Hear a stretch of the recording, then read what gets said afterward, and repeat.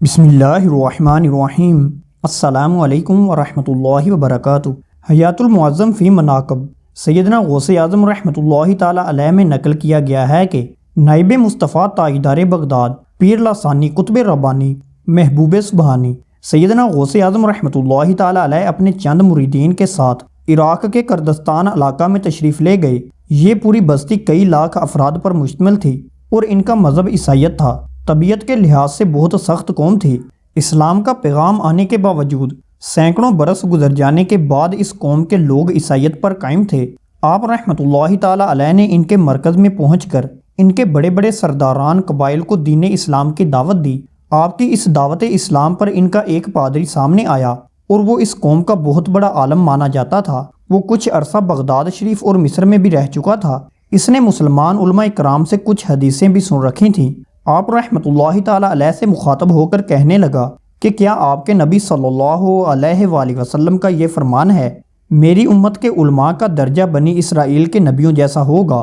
آپ رحمۃ اللہ تعالی علیہ نے فرمایا، کیا تم کو اس میں کوئی شک ہے؟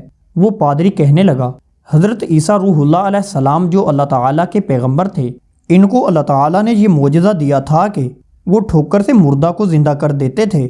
آپ کے نبی صلی اللہ علیہ وآلہ وسلم کی حدیث کی روح سے آپ امت محمدی صلی اللہ علیہ وآلہ وسلم کے علماء کرام میں سے ہیں، لہٰذا بنی اسرائیل کے پیغمبروں کی طرح ہوئے۔ وہ تو ٹھوکر سے مردہ زندہ کر دیتے تھے، تو ہم تو تب مانے کہ آپ بھی مردہ کو زندہ کر کے دکھائیں۔ آپ رحمۃ اللہ تعالی علیہ نے ارشاد فرمایا، بلا شبہ ہمارے آقا سرور کائنات صلی اللہ علیہ وآلہ وسلم کی امت کے اولیاء اللہ کی شان یہی ہے۔ یہ تو کوئی مشکل بات نہیں، تم کون سے مردے کو زندہ دیکھنا چاہتے ہو؟ چنانچہ قریب ہی ایک قبر کی طرف اشارہ کر کے کہا کہ اس مردے کو زندہ دیکھنا چاہتے ہیں؟ آپ رحمۃ اللہ تعالی علیہ اس قبر کے قریب تشریف لے گئے اور آپ رحمۃ اللہ تعالی علیہ نے اس قبر کو ٹھوکر مارتے ہوئے ارشاد فرمایا، قم باذن اللہ، اللہ کے حکم سے اٹھ۔ قبر پھٹی اور اس میں سے ایک شخص باہر نکلا اور نکلتے ہی سلام کیا اور پوچھا، کیا قیامت ہو گئی؟ سیدنا غوث اعظم رحمۃ اللہ تعالی علیہ نے فرمایا، نہیں، ابھی قیامت نہیں ہوئی، بلکہ تمہیں اٹھایا گیا ہے، تم اپنے بارے میں بتاؤ۔ اس نے کہا، میں حضرت دانیال علیہ السلام کا امتی ہوں اور میں ان کے ماننے والوں میں سے تھا۔